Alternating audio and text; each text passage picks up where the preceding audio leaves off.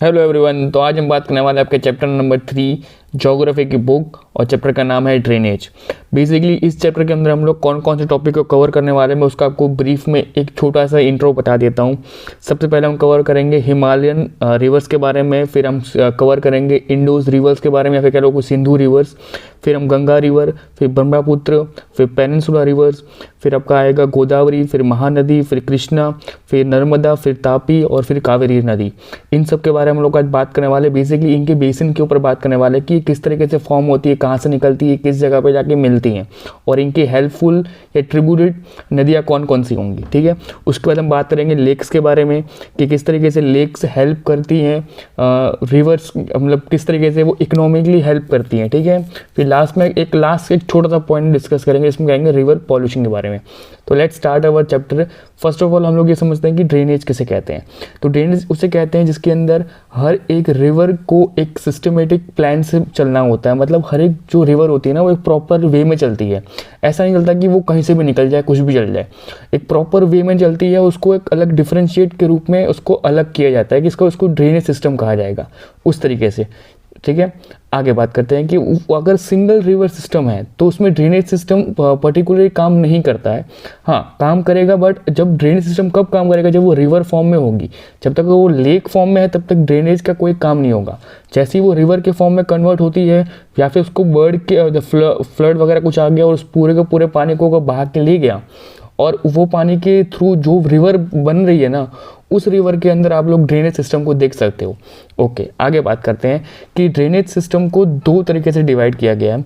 ठीक है, एक होता है अपवर्ड या फिर अपलैंड सेपरेशन, एक होता है डाउनसाइड सेपरेशन, और दोनों चीज़ अलग अलग होती है और दोनों में याद रखना वाटर डिवाइड होता है और कोई चीज़ डिवाइड नहीं होती है। हम लोग याद रखना, हम लोग इस चैप्टर में बात करने वाले हैं ना वो सारी की सारी आपके वाटर्स के ऊपर बात करने वाले।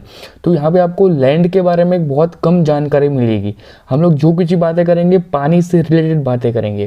क्लियर, आगे बात करते हैं। जो इंडियन ओरिजिन है उसको हमने रिवर सिस्टम में दो तरीके से डिवाइड किया है। पहला रिवर सिस्टम होता है इसको हम कहते हैं हिमालयन रिवर्स, और दूसरा आपका आता है पेनिनसुला रिवर्स। अब दोनों सिस्टम्स के बारे में आपको, अगर हिमालयन के बारे में आपको अगर मेरा लास्ट लेक्चर देखा हो, चैप्टर नंबर 2 का लेक्चर देखा होगा ना, तो उसमें मैंने आपको एक चीज़ बताई थी कि हमें खाली हिमालयन रेंज को पढ़ने के लिए हमने उसको, हमारे जोग्राफिकल जो लोग थे उन लोगों ने उसको 3 पार्ट में डिवाइड किया था, जिससे कि हम समझ पाएँ इजी लैंग्वेज में कि भाई हिमालयन रेंज के अंदर कितने कितने माउंटेन्स है, किस किस जगह से कौन कौन से माउंटेन्स का उद्भव होता है और कौन कौन सी रेंज के माउंटेन कितने कितने रेंज के कितने कितने किलोमीटर्स के होते हैं।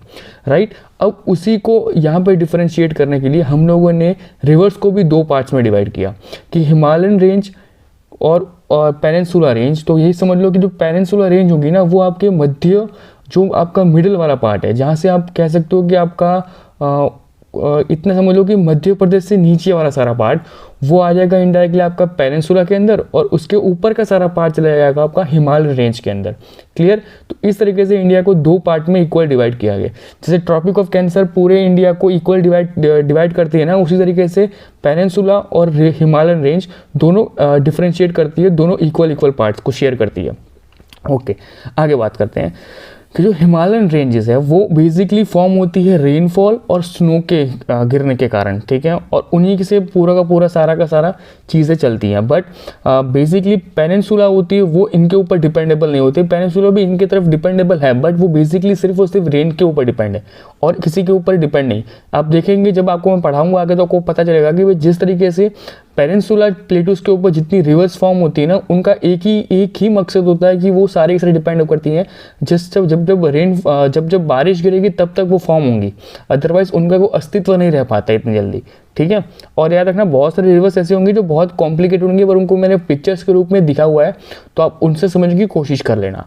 आगे बात करते हैं, जो रिवर है ना, जो आपकी जो हिमालय रिवर से निकलती हैं वो आपकी हर एक डिपॉजिटरी फीचर्स को एक्सप्लॉइट करती है, मतलब हर एक डिपॉजिटरी फीचर्स को उसमें फुल्ली आपको देखने को मिल जाएगा। क्योंकि देखो हिमालयन रेंज जहाँ से शुरू होती है ना, वहाँ से लेके लास्ट में वो बे ऑफ बंगाल तक मिलने तक वो हर एक चीज़ को फॉर्म करती है। किस तरीके से फॉर्म करती है, तो वो ये फॉर्मेशन है। देखो सपोज कि जहाँ से हिमालयन रेंज से अगर एक नदी निकल रही है तो जहाँ से वो निकल रही है ना, वहाँ से वो फ्लड प्लेन पोल्स होते हुए B2 B1 यहाँ दिया हुआ है ना, ये इसके कट्स होते हैं।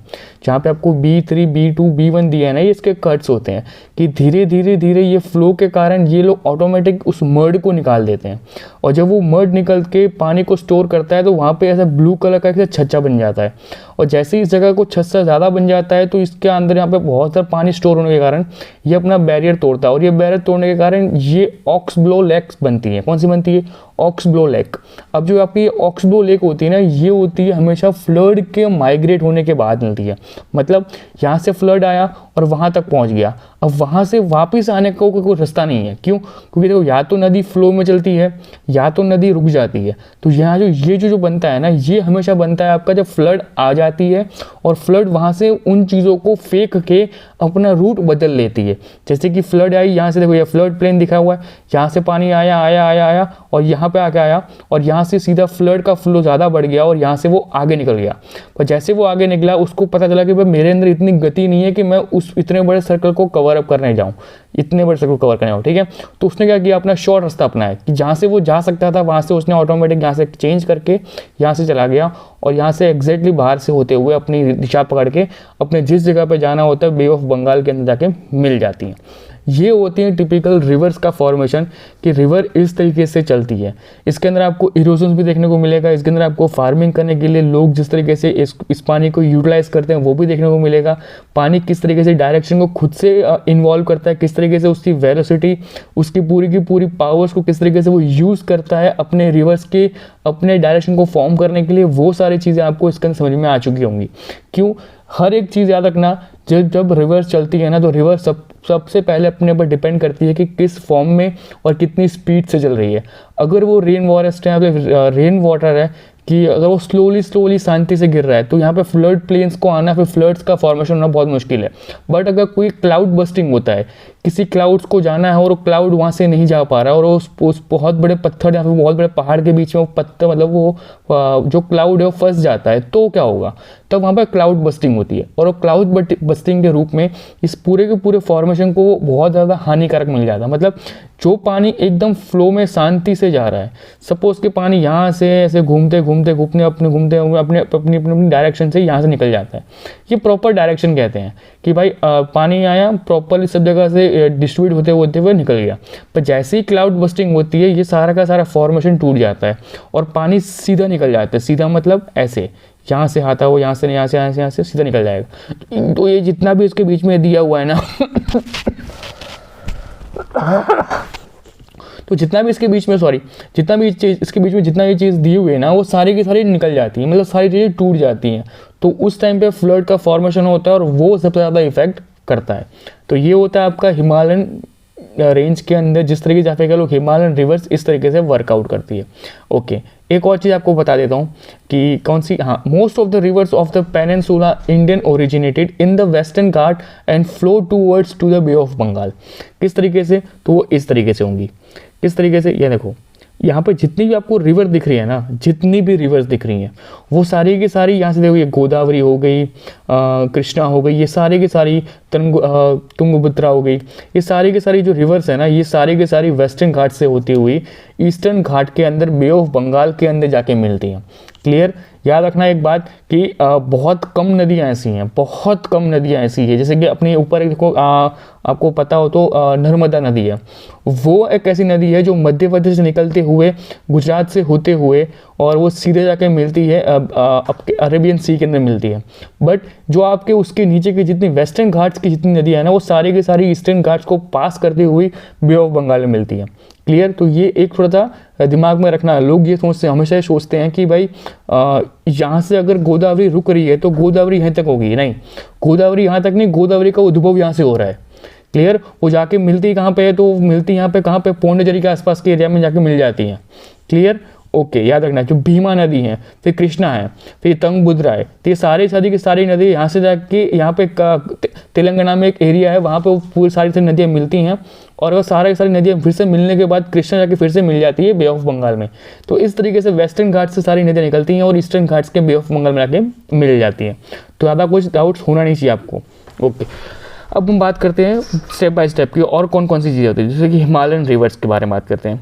ठीक है। तो इसके अंदर सबको मैंने बता दिया कि कौन सा रिवर सिस्टम इसके अंदर काम करता है। ये पूरा नीचे का जो फोटो आपको याद रखना है कि किस तरीके से हिमालयन रिवर्स का काम करती हैं, वो आपको समझ में आ चुका है।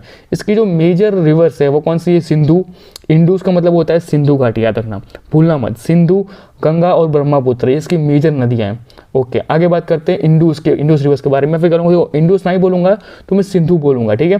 तो सिंधु का उद्भव होता है ना, वो होता है आपका महालेश्वर तिब्बत के पास से, ठीक है, मनु सरोवर के पास, मनु सरोवर के पास से इसका उद्भव होता है।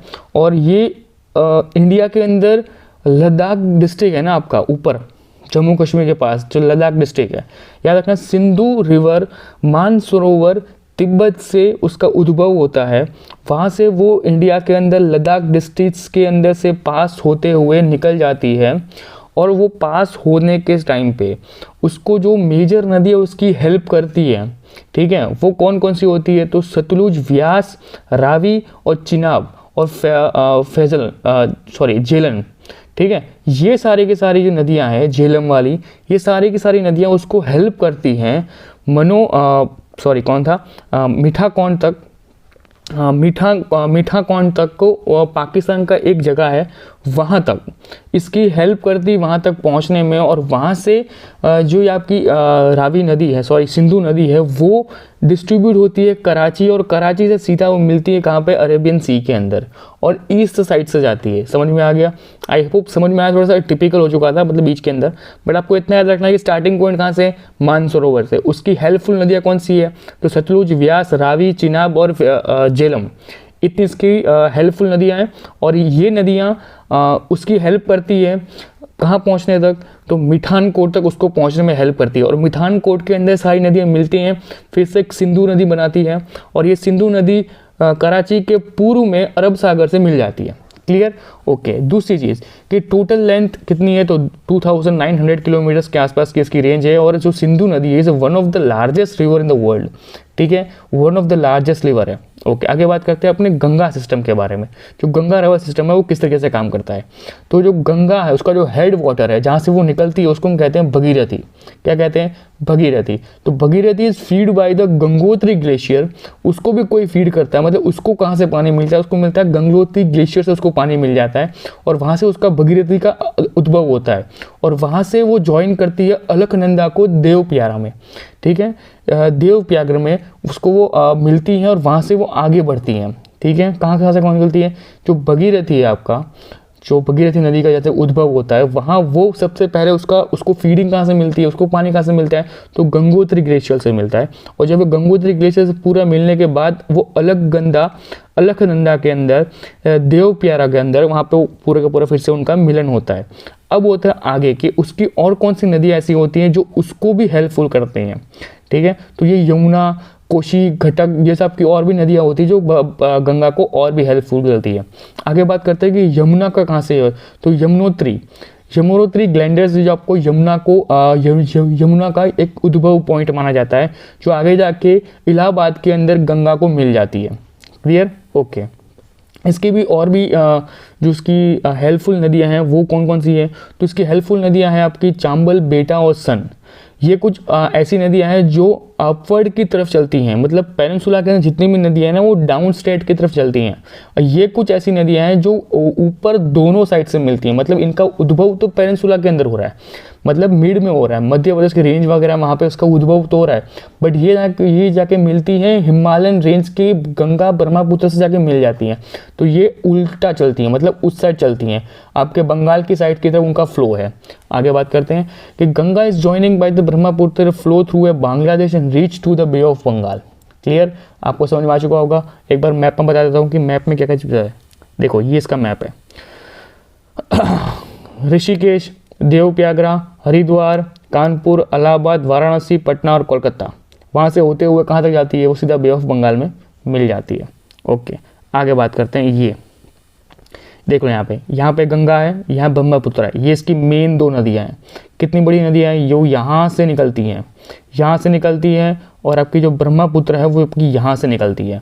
क्लियर? तो जो ब्रह्मपुत्र है ना उसका उद्भव इतना समझ लो कि वो बेसिकली अपने साथ बहुत सारी नदियों को मिला के आती है, ठीक है, और गंगा भी अपने साथ बहुत सारी नदियों को एक साथ लेके आती है। क्लियर, तो ये भूलना मत। कोई भी नदी होगी ना वो अकेली नहीं चलती है, उसके साथ बहुत सारी उसकी ट्रिब्यूनल चीज़ें चलती रहेंगी। Clear, okay. आगे बात करते हैं कि जो गंगा और ब्रह्मपुत्र से जो डेल्टा फॉर्म होता है उसको हम कहते हैं सुंदरबन डेल्टा। अब डेल्टा कैसे कहेंगे, अब डेल्टा हम इसको कहते हैं कि जितने पार्ट्स में डिवाइड है ना, देखो इसकी मेन नदियाँ कौन कौन सी हैं, तो मेन नदी है आपकी गंगा और ये ब्रह्मपुत्र। बट इसके अलावा जितनी भी चीज़ें और जितनी नदियाँ जो डेवलप्ड हो रही हैं या जितनी नदियाँ आगे उसमें मिल रही हैं, उनके आसपास का एरिया में एक डेल्टा बन जाता है कि वाटर फ्लो बन जाता है। कहीं पर लेक बन गई है, कहीं पर रिवर छोटी छोटी फॉर्म हो चुकी है, कोई लोकल रिवर्स फॉर्म हो गई, यहीं पे डैम बना दिए, तो ये डेल्टास को क्रिएट किया गया। इस डेल्टा को क्या कहेंगे, एक डेल्टा यहाँ बनता है, एग्जैक्ट देखो यहाँ पे एक डेल्टा बनता है, इसको कहते हैं डेल्टा। कि पानी जब समुद्र में से गिरने से पहले जब वो वहाँ पर रहता है उसको कहते हैं डेल्टा। ठीक है, तो उसको हम क्या कहते हैं, सुंदरबन डेल्टा कहते हैं। क्लियर, ओके, इसको भूलना मत, ये बहुत इंपॉर्टेंट पॉइंट था। आगे बात करते हैं कि जो लेंथ ऑफ गंगा है वो कितनी है, जो 2500 किलोमीटर के आसपास की उसकी रेंज है और सबसे बड़ी रेंज है। मतलब in according to the India के हिसाब से भी बहुत लंबी रेंज है, वन ऑफ द लंबी रेंज है। ठीक है, आगे बात करते हैं कि ब्रह्मपुत्र रिवर सिस्टम किस तरह से काम करता है। Originated from the Tibet, Sindhu और सतलुज। ब्रह्मपुत्र सारी के सारे एंटर कहाँ से होती है, सब कुछ मिला के कहाँ से एंटर होती है, अरुणाचल प्रदेश से एंटर होती है और आसाम में जाके बहुत सारी ट्रिब्यूनल नदियों से मिलती हैं और आज आखिर में जाके बे ऑफ बंगाल में मिल जाती हैं। Clear, okay. अब देखो मैं अब बता देता हूँ कि अब लेक्चर अगर मैं एक बार स्टेप बाय स्टेप बताऊंगा ना तो लेक्चर बहुत लंबा हो जाएगा। तो मैं इसके अंदर की जो ट्रिब्यूटर्स नदियाँ होंगी ना, देखो ये ट्रिब्यूटर्स का मतलब क्या होता है कि सहायक नदियाँ। अब वो सहायक नदियों का नाम मैं नहीं लूँगा, मैं उसमें मैंने आपको हाईलाइट कर दिया है, तो आप उसको एक बार पढ़ लेना। ठीक है, वरना लेक्चर बहुत लंबा हो जाएगा। आगे बात करते हैं कि जो ब्रह्मपुत्र चैनल है, जो आपकी ब्रह्मपुत्र जितनी भी नदियाँ हैं वो बेसिकली आसाम के साइड से पूरा एक लंबा कट मार के आती है। इसलिए आसाम के अंदर जितने भी आपको टिपिकल आपको बहुत बार सुनने को मिलता होगा आसाम में फ्लड आ गया। उसका रीज़न ये है कि भाई उसके अंदर रिवरिंग आइलैंड्स इतने बन चुके हैं ना। इनडायरेक्टली समझ लो कि ब्रह्मपुत्र नदी के आसपास के एरियाज़ के अंदर आपको टिपिकल आसाम है ना वो ऐसा दिखता होगा कि भाई आसाम पानी के अंदर है। क्यों, क्योंकि वहाँ पे वाटर फ्लो इतना ज़्यादा है और इतना प्रेशर से निकलता है। Clear, okay. आगे बात करते हैं कि ब्रह्मपुत्र वन ऑफ द ऐसी नदी है जो अपने साथ बहुत ज़्यादा मर्ड्स को लेके निकलती है, क्योंकि वो उतने एरिया से निकल रही होती है ना कि जो फार्मिंग एरिया है, ऊपर से स्टोन्स का एरिया है, ऐसा टिपिकल हार्डकोर एरिया है कि जहाँ से उसको पसार होना है फिर उसको निकलना बहुत मुश्किल होता है। आगे बात करते हैं पेनिनसुला रिवर्स के बारे में। तो पेनिनसुला रिवर्स किस तरीके की होती है, मेजरली जो पेनिनसुला रिवर्स हैं वो कौन सी है, तो महानदी, गोदावरी, कृष्णा, कावेरी, ये इसकी मेन नदियां हैं जो ईस्ट की तरफ ड्रेन होती हैं और बे ऑफ बंगाल में मिलती हैं। क्लियर, मैंने आपको पहले भी कहा था कि बहुत कम नदियां ऐसी होंगी जो वेस्ट की तरफ फ्लो हो रही हैं, बहुत नदी कम, बहुत। मैंने आपको पहले भी उस मैप में बता दिया कि जो कावेरी, कृष्णा, ये सब गोदावरी नदियाँ हैं वो कहाँ पे होती हैं, वो सारी की सारी बे ऑफ बंगाल की साइड ही फ्लो करेंगी। क्लियर, आगे बात करते हैं कि थाई, याद देखो एक जो सबसे इंपॉर्टेंट चीज़ यहाँ पे आपको याद रखनी है वो कौन सी है कि थाई and Narmada are the only river which we has felt western, याद रखना वो फ्लो करती है वेस्ट की side and drain into the Arabian sea, only rivers. ठीक है, आगे बात करते हैं कि जो पेनिनसुला का जो पूरा का पूरा कंपेरेटिवली जो कंपैरिजन कर सकते हैं ना, तो वो बहुत स्मॉल साइज़ का है बट बहुत लेंदी साइज़ का है और बहुत यूनिक टाइप का पेनिनसुला का बात समझ में आ रहा है कि कहीं ना कहीं देखो हिमालयन रेंज का आपको पता है कि वहाँ से सारी नदियाँ निकल के वो बे ऑफ बंगाल में मिलेंगी और आपको जो पेनिनसुला जो बीच का एरिया वहाँ से पहाड़ों में से वो चीज़ें जनरेट हो रही हैं। वहाँ पे ऐसी कोई चीज़ें भी नहीं है, उनको सारी की सारी नदियाँ उनकी किसके ऊपर डिपेंड करती है, वो रेन के ऊपर डिपेंड करती हैं। अगर बारिश नहीं हुई तो पूरी की पूरी ड्रेन सिस्टम खराब हो जाएगी। क्लियर, तो एक दोनों में एक डिफरेंस है कि हिमालयन रेंज बहुत बड़ी है कि जो परमानेंट है कि उनको पता ही है कि वहाँ पे बारिश आनी है, नहीं भी आएंगी तो जो स्नो जो ग्लेशियर्स हैं वो पिघलेगा और वहाँ से पानी जनरेट हो जाएगा। बट जो आपका पेनिनसुला का आसपास का एरिया जो गुजरात, मध्य प्रदेश और साउथ का एरिया है वहाँ पे क्या है, तो वहाँ पे उनको डिपेंड रहना पड़ता है बारिश के ऊपर। अगर बारिश नहीं हुई तो रिवर्स फॉर्म नहीं होंगी तो इंडियन इकोनॉमी के अंदर सबसे मेन फैक्टर जो एग्रीकल्चर है वो आपका इफेक्ट होगा। और जब वो इफेक्ट होगा तो सिंपल सी बात है कि भाई देश के अंदर क्राइसिस होना ज़रूरी है, मतलब कहीं ना कहीं वो एक इंडिकेटर होता है कि आपको क्राइसिस देखने को मिल जाएंगे। आगे बात करते हैं गोदावरी बेसिस के ऊपर। Godavari is basically form from the Nashik district है, नासिक डिस्ट्रिक्ट के अंदर महाराष्ट्र से वो निकलती है और one of the largest river of the peninsula plates के ऊपर, पेनिनसुला जो रिवर्स है उसके पूरे प्लेट्स के ऊपर सबसे बड़ी रिवर कौन सी है, Godavari. Okay, most of the parts is cover by the Godavari which is the Maharashtra, Madhya Pradesh, Orissa and Andhra Pradesh. This are the typical points जो टिपिकल रिवर्स जिनको कवर अप करती है। आगे बात करते हैं जो उसका मेन है ना, उसको हम दक्षिण की गंगा कहते हैं। क्यों कहते हैं? The because of the length of the area which is cover by the Brahmaputra, sorry Godavari. Okay, जो गोदावरी एरिया और लेंथ कवर करती है ना, वो एरिया गंगा के कंपैरिजन में बहुत बड़ा तो नहीं है, बट कहीं ना कहीं उससे कंपैरेटिवली बहुत अच्छा है। मतलब अगर गंगा बहुत बड़ा एरिया कवर करती है ना, तो उसके कंपैरेटिवली जो गोदावरी नदी है ना, वो वहाँ तक उसकी कंपैरिजन में कह लो कि 70% ही कवर करती है, बट उसको हम लोग कहते हैं दक्षिण की गंगा। क्या कहते हैं? दक्षिण की गंगा। तो आपको क्वेश्चंस पूछा जा सकता है कि भाई दक्षिण की गंगा मतलब कौन है, तो गोदावरी। याद रखना है, भूलना मत कभी भी। ओके, ये आपको कभी भी काम आ सकता है। वो आपको जीके के लिए भी आपको बहुत इंपॉर्टेंट चीज़ हो जाएगी। कौन सी? कि दक्षिण की गंगा मतलब गोदावरी। ओके, याद रखो एक और चीज़ कौन सी, Godavari will be drain into the bay of Bengal.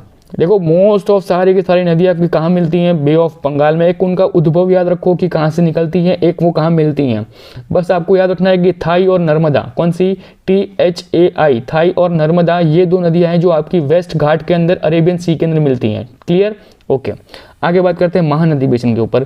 जो कि महानदी है ना, वो आपकी 860 किलोमीटर लंबी है, राइजिंग फ्रॉम द छत्तीसगढ़, और वो पूरा एरिया जो कवर करती है वो उड़ीसा से लेके पूरा का पूरा एरिया कवर करते हुए बे ऑफ बंगाल में जाके मिल जाती हैं। ओके, आगे बात करती है कि जो महानदी है वो अपना बेसिन शेयर करती है, मतलब जो कहते हैं उसकी लैंड, कौन कौन सी लैंड के थ्रू वो पास होते हैं, उसको कहते हैं बेसन शेयर करना या फिर बेस को शेयर करना। तो वो कौन कौन से बेस को शेयर करती है? तो महाराष्ट्र, उड़ीसा, झारखंड, छत्तीसगढ़, इनको और वो इंक्लूड करते हुए अपने आप का पूरा एरिया कवर अप करते हुए लास्ट में जाके ईस्ट से पेनिनसुला से होती हुई रिवर को फॉर्म करते हुए बे ऑफ बंगाल में मिल जाती है। आगे बात करते हैं कृष्णा बेसिन के ऊपर, जो कि आपका 1400 किलोमीटर्स की लंबी एक कृष्णा रिवर है, जो स्पेशली उसका जो राइज है वो महादेव रेंज के अंदर से होता है, महाबलेश्वर के अंदर से।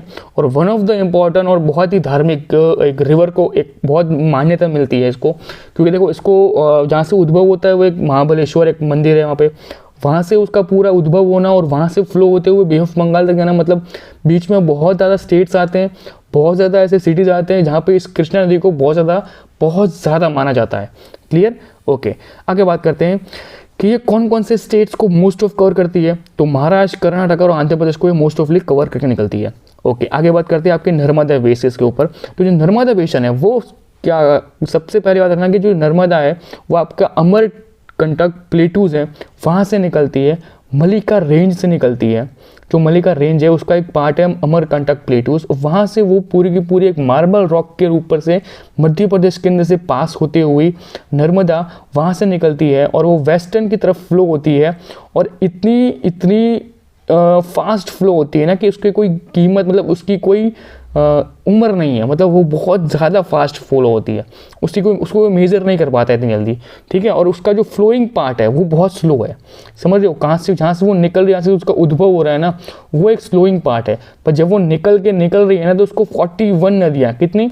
उसको 41 नदियाँ सपोर्ट करती हैं कि भाई तू चाहे एक बूंद निकाल, पर तेरे उस एक बूंद को हम लोग वेस्टर्न के अंदर अरेबियन सी के अंदर फेंक के आएंगे, तू बस एक बूंद निकाल ले। तो वो चीज़ होती है कि नर्मदा बेसिन ऐसे बहुत बड़ी है। नर्मदा का जहाँ से उद्भव होता है, अमरकंटक पार्ट से जहाँ से निकलती है, वहाँ से वो जब उद्भव होकर निकल रही है ना, वहाँ से उसका पार्ट स्लो शुरू होता है। पर जैसे ही वो धीरे धीरे आगे बढ़ती है, उसको 41 नदियाँ सपोर्ट में आती हैं। कितनी? 41 नदियाँ, मोस्ट रिवर्स उसको सपोर्ट में करने के लिए आती है। और जैसे ही उसको मोस्ट सपोर्ट मिलता है, वो सारी की सारी नदियाँ कहाँ पर जाके मिलती है? लास्ट में जाके वो अरेबियन सी में मिल जाती हैं। क्लियर? ओके, याद रखना। दूसरी चीज़ 41 के ऊपर मैंने प्रेशर दिया है, क्यों? उससे आपको आइडिया आना चाहिए कि भाई मोस्ट जो रिवर्स का सपोर्ट को किसको मिलता है? नर्मदा को मिलता है। आगे बात करते हैं आपकी नेक्स्ट नदी के बारे में, इसको कहते हैं तापी बेसिन के ऊपर। तो Tapi was originally build by the Betul, जो कि आपका मध्य प्रदेश के अंदर है। Flow it to the Madhya Pradesh, Gujarat और महाराष्ट्र से कन्वर्ट होके निकलती है। और इसका जो मेन बिजनेस होता है, मतलब जहाँ से ये दो चीज़ों में डिवाइड होती है। मतलब जो आपकी तापी नदी है ना, उसको हमने 3 पार्ट में डिवाइड किया। उसको हमने कहा कि सब अपर, मिडल अपर और लोअर अपर। इसको हमने इसलिए डिवाइड किया क्योंकि देखो इसका कोई है ना एक पर्टिकुलरली वेस्टर्न के अंदर, वो साबरमती के अंदर, माही के अंदर और प्रयास के अंदर, इसके अंदर ये फ्लो तो हो रही थी, इसको हेल्प तो मिल रही थी, बट ये ओरिजिनेटली कहीं पे पहुंच नहीं पा रही थी। क्यों? क्योंकि इसके अंदर है ना, ये कहीं ना किसी एक स्मॉल किसी एरिया के अंदर जाके डिसॉल्व हो जा रही है, या किसी हिल एरिया के अंदर जाके मतलब मिल जाती है। इनडायरेक्टली इसका जहाँ से उद्भव हो रहा है ना, वहाँ से लेके इसका एंडिंग पॉइंट तक में ये बहुत जगह पे डिफरेंशिएट हो रही है। मतलब अपने कई बार ऐसा होता है कि वो सारा का सारा पानी उसने डाल दिया हिल्स के एरिया के अंदर, या फिर ज़्यादा पानी आएगा तो चलेगी अरेबियन सी के अंदर, और पानी वहाँ तक पहुँचा ही नहीं, ज़्यादा बारिश हुई नहीं, कुछ नहीं हुआ तो पानी वहाँ तक पहुँचा भी नहीं होगा और पूरा बेसिन अलग रह जाता है। इसलिए हमने उसको अपर, मिडल और लोअर्स के रूप में कन्वर्ट कर दिया। अपर मतलब अगर बहुत ज़्यादा बारिश हुई है तो एंडिंग पॉइंट निकल जाएंगे, मिडल मतलब कम हुई है और लोअर मतलब बहुत कम हुई है। क्लियर? याद रखना इस तरीके से। आगे बात करते हैं कावेरी बेसिन के ऊपर। जो आपका कावेरी बेसिन है वो ब्रह्मगिरी, ओके, जो आपकी ब्रह्मगिरी रेंज है, जो आपका वेस्टर्न घाट से जो आपकी जो पूरी की पूरी रेंज है, वहाँ से कावेरी नदी निकलती है और बे ऑफ बंगाल के अंदर कावेरी पट्टम के अंदर जाके मिल जाती है। ओके, जो जो पूरे के पूरे एरिया को कवर करती है, कौन कौन सा है, तो कर्नाटक, तमिलनाडु, केरला, पौंडीचेरी या फिर पौंडीचेरी, ये 2 पार्ट्स को भी सबको कवर करके निकलती है। बेसिकली आपको कावेरी नदी के बारे में एक क्वेश्चन जो आपको टिपिकल पूछा जाएगा, वो कौन सा क्वेश्चन होगा कि कावेरी नदी है, जो आपकी कावेरी नदी है, वो मेनली 2 टाइप ऑफ सॉइल्स की फॉर्मेशन के बारे में ज़्यादा से ज़्यादा फाउंड की जाती है। कौन कौन सी? तो रेड सॉइल और येलो सॉइल। ये आपकी सबसे इंपॉर्टेंट पॉइंट है कि कावेरी नदी के बेसिन्स के ऊपर से आपको ये 2 सॉइल्स के बारे में जानने को मिलता है कि रेड सॉइल और येलो सॉइल आपकी टिपिकल इस पार्ट्स के अंदर मिलती है। ठीक है, ओके। आगे बात करते हैं लेक्स के बारे में। जो हमने जितने भी हमारे रिवर्स के पॉइंट्स हैं हम सारे कवर कर दिए। जो जिस तरीके से मैंने आपको इंट्रो में बताया था कि हम कौन कौन से पॉइंट्स को कवर करने वाले थे, वो आपको मैंने सारे कवर कर दिए। आगे बात करते हैं लेक्स के बारे में। Most importantly the most are lakes are permanent but some are the conditionally for the seasonal rains, कि कुछ होती हैं जो परमानेंट होते हैं, कुछ होती हैं जो आपकी सीजनल रेन्स के ऊपर डिपेंड होती हैं। आगे बात करते हैं सम जो बहुत ऐसी लेक्स होती हैं ना जो ग्लेशियर्स के एक्शंस के ऊपर चलती हैं, तो वो आइस शीट के आसपास के एरिया में रह जाती हैं। कुछ ऐसी होती है जो विंड्स के रूप में या रिवर एक्शंस के रूप में या फिर ह्यूमन एक्टिविटीज़ के रूप में रहती है।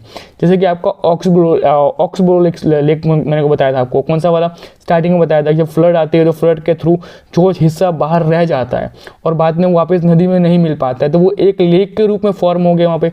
अब वापस दूसरी बार फ्लड आया ना आए, पर जितनी बार जब तक वो पानी वहाँ पर रहेगा उसको लोग लेक के रूप में यूज़ करेंगे। और अगर वो पानी वहाँ से डिसॉल्व नहीं हुआ, वहाँ पे उसको लिमिटेड दायरा में पानी रोज़ मिलता रहा, तो होगा क्या कि वो ना पानी अपने स्तर से नीचे उतरेगा, ना आगे बढ़ेगा और वो लेक के रूप में फॉर्म हो जाएगा। क्लियर? तो इस तरीके से कहीं ना कई बार फ्लड के रूप में भी हमको लेक के उत्पन्न होते हुए देखने को मिले हुए। और कई बार ऐसा होता है कि जो ह्यूमन एक्टिविटीज़ होते हैं ना, जो लोग काम कर रहे होते हैं, वो उनको लेक को क्रिएट करना होता है, तो वो टिपिकल सरकार के पास से परमिशन लेते हैं कि भाई हम लोग यहाँ पे इतने लेवल तक की खुदाई करने वाले हैं और इतना लेवल हम खोदेंगे। रीज़न कि उनको पता होता है कि अगर 2-3 सालों के अंदर जब भी फ्लड आएगा, जिसको आसाम के अंदर ही मोस्ट आपको देखने को मिलेगा, आसाम के अंदर बहुत ज़्यादा लेक्स हैं। लेक का फॉर्मेशन क्यों किया गया है? फॉर द वाटर स्टोरेज के रूप में करते हैं वो लोग, कि उन लेक्स को बहुत डीप में खोद देते हैं। ठीक है, जैसे ही फ्लड आता है पानी वहाँ रुक जाता है, पानी स्टोर हो जाता है। क्लियर? जब पानी स्टोर हो गया तो उससे 2 चीज़ें होती हैं। देखो, एक तो रिस्क काम है, बट दूसरे सामने क्या चीज़ है कि आपको एक वाटर का एक सोर्स मिल रहा है। क्लियर? ओके। इस तरीके से कई बार लेक्स को फॉर्म किया जाता है। आगे बात करते हैं कि लेक्स और भी किस तरीके से यूज़ की जाती है। तो देखो, उसमें एक मस्त एक चीज़ बताता हूँ आपको, जो आपको पढ़ने लायक जो देखनी चाहिए। ठीक है, वो आपकी ये है वुल्हार लेक। कौन सी है? वुल्हार लेक। ये आपके है ना टिपिकल जम्मू कश्मीर के अंदर एक ऐसी लेक है जो आपको बहुत अच्छे से देखनी चाहिए, क्योंकि लाइफ का वन टाइम अपॉर्चुनिटी है। इसको देखने का एक बहुत बढ़िया लाभ आपको मिले तो कभी ले लेना। देखो, इसके अंदर क्या चीज़ें हैं कि यहाँ पे आपको ग्लेशियर दिखेगा, यहाँ पे आपको पानी दिखेगा, फिर यहाँ पे आपको नॉर्मल वाटर दिखेगा और फिर आपको यहाँ पे ग्लेशियर दिखेगा, और यहाँ पे आपको हिमालय माउंटेन्स दिख रहे हैं, या इनडायरेक्टली आप ये कह लो कि ग्लेशियर माउंटेन्स हैं। तो ये जो सिचुएशन होती है ना, कई बार इनको भी लेक में कन्वर्ट किया जाता है। क्यों? क्योंकि देखो यहाँ का का सारा पार्ट है, जो ये पूरा पार्ट है, ये पार्ट दिख रहा है, ये सारा पार्ट किस चीज़ का है, तो ये सारा पार्ट है आपका नॉर्मली लेक्स के रूप में रिफॉर्म हुआ होता है, बट जैसे ही पानी पिघलता है उसके बाद वहाँ पे लेक का फॉर्मेशन होता है, अदरवाइज वहाँ पे आइस की बहुत बड़ी शीट जमा हो जाती है। क्लियर? ओके। तो ये कभी जब देखने का इन फ्यूचर मौका मिले तो जाके प्लीज़ देख लेना वुल्हार लेक, ठीक है, भूलना मत, बहुत बहुत बहुत अच्छी जगह है। क्लियर? आगे बात करते हैं। कुछ जो नेचुरल लेक्स होती है उसके ऊपर जब हमको पता होता है कि भाई हर सीजन्स के ऊपर वहाँ पे रिवर्स का फॉर्मेशन होता है, वहाँ पे लेक्स बन रही होती है, या फिर कोई भी लेक होती है वहाँ पे कंटिन्यू जब पानी वहाँ तक पहुँच ही रहा होता है, तो उसके लिए वहाँ पे वो क्या करते हैं, उसके आसपास के एरिया के अंदर पावर्स को सप्लाई करने या फिर कह लो कि इलेक्ट्रिसिटी के सप्लाईमेंट के लिए वहाँ पे वो हाइड्रो पावर प्लांट को रिफॉर्म करते हैं, मतलब बनाते हैं, वहाँ पर रख देते हैं, जिससे कि क्या होता है कि जब पानी रुक जाता है, देखो बहुत ज़्यादा आपको आपने देखा होगा जो नर्मदा नदी के ऊपर जो आपका डैम बना हुआ है उसने क्या किया है, वहाँ भी एक लेक बना हुआ है। अब वो लेक बना तो है बट उसके सामने एक बहुत बड़ा ड्रेनेज सिस्टम को हमने खड़ा कर दिया है, हमने वहाँ पे एक बहुत बड़ी डैम को बना दिया है, उस डैम ने क्या किया है, पानी को रोक दिया है। तो जब पानी को रोक दिया, वहाँ पे पानी रह रहा है ना, उसको हम लेक के रूप में कन्वर्ट कर सकते हैं, तो लोग उसको लेक के रूप में यूज़ भी करते हैं, राइट। तो उससे होता क्या कि धीरे धीरे पानी को छोड़ा जाता है और पानी का यूजेस भी लोग लिमिटेड दायरा में कर पाते हैं और उससे एक इलेक्ट्रिसिटी प्रोड्यूस भी हो पाती है। क्लियर? तो कह सकते हैं कि एक काम से दो शिकार हो गए। ओके, आगे बात करते हैं कि भाई जो लेक है वो रेगुलरली बहुत चीज़ों में हमको बहुत ज़्यादा मेंटेन करती है, जैसे कि जितने मैंने चीज़ें आपको दी हुई है इनको एक बार आप रीड कर लेना। ओके, आगे बात करते हैं जो मोस्ट इंपॉर्टेंट पार्ट जो आपको टॉपिक को आपको आज पढ़ना चाहिए वो कौन सा है कि role of economic in the rivers form, कि भाई जो रिवर होती है वो आपको इकोनॉमिकली किस तरीके से हेल्पफुल करती है। इफ़ आर द जो river are the natural source of water, okay, mainly is a backbone of the agriculture.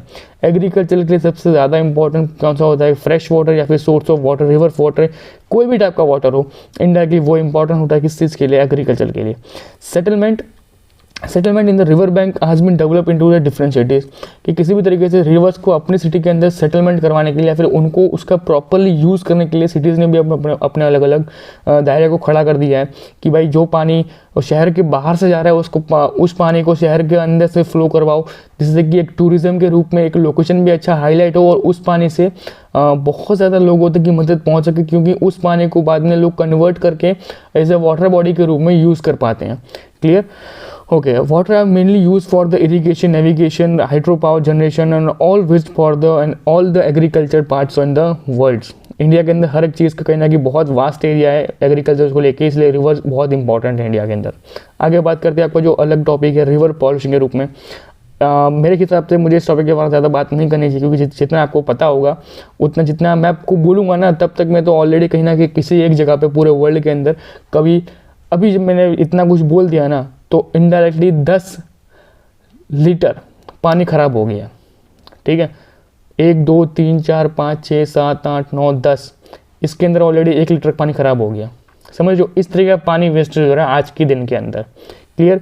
उसका मेन रीज़न क्या होता है, जो हैवीली लोडेड अनवांटेड जो वेस्टेज होता है वो उसको पानी के अंदर या फिर लेक्स के अंदर, रिवर्स के अंदर उसको डिस्प्यूज करना है और फिर वही पानी जाके सी में मिलता है और सी के अंदर जाके उसकी जो सी लाइफ होती है, जो फिश की लाइफ होती है वो एकदम हानिकारक बन जाती है। उस फिश को जब कोई नहीं खाता है, मतलब मैं बोलता हूँ जो आपने कचरा फेंका है उसको फिश उसकी हैबिटेट बन गई, चलो छोड़ो, ठीक है, जो आपने कचरा फेंका और फिश एक दो फिश ने खाया और वो मर गई। फिर जब धीरे धीरे कुछ सालों के बाद आपने कचरा रेगुलर फेंकना शुरू किया तो उसके बाद फिश भी उसकी हैबिटेट बन जाती है। फिश को लगता है कि ये मेरे लिए खाना होगा, तो जब उस फिश को तुम पकड़ते हो फिर उसको तुम पका के खाते हो, तो इनडायरेक्टली हुआ क्या कि तुमने जो कचरा फेंका था तुमने उस कचरे को एक नए फॉर्म में खाली ला के तुम्हारे हाथ में दे दिया, तुमने उसको काट के खा लिया। तो आपने अपना एक कचरा अपना पूरा वेस्ट आपने एक नए रूप में खा लिया। समझ रहे हो? ये नहीं करना है। पानी को इनडायरेक्टली ख़राब मत करो। पानी जो कुछ भी है ना, पानी हमेशा याद रखना कि अपने गंदगी अपने अंदर नहीं रखता है, वो हमेशा किनारे पर लाके फेंक देता है। क्लियर? तो पानी हमेशा साफ़ रहता है, वो अपनी चीज़ें हमेशा आपके तक पहुंचाता रहता है, फिर किसी फॉर्म में आप तक पहुंचे। क्लियर? ओके। दूसरी चीज़ जो हमारे यहाँ पे बहुत सी चल जाती है वो कौन सी है, तो बहुत सारे ऐसे हमने मूवमेंट्स को रन किया हुआ है, जैसे कि अभी राइट नाउ जो भी मूवमेंट चल रहा है उसको कहते हैं नर्मदा बचाओ मूवमेंट, नर्मदा बचाओ अभियान। क्लियर? तो इस तरीके से बहुत सारे अलग अलग डिफरेंट टाइप के अभियान चलते रहते हैं। क्लियर? तो आज के लेक्चर में इतना ही, मिलते हैं नेक्स्ट लेक्चर में। Bye bye, take care.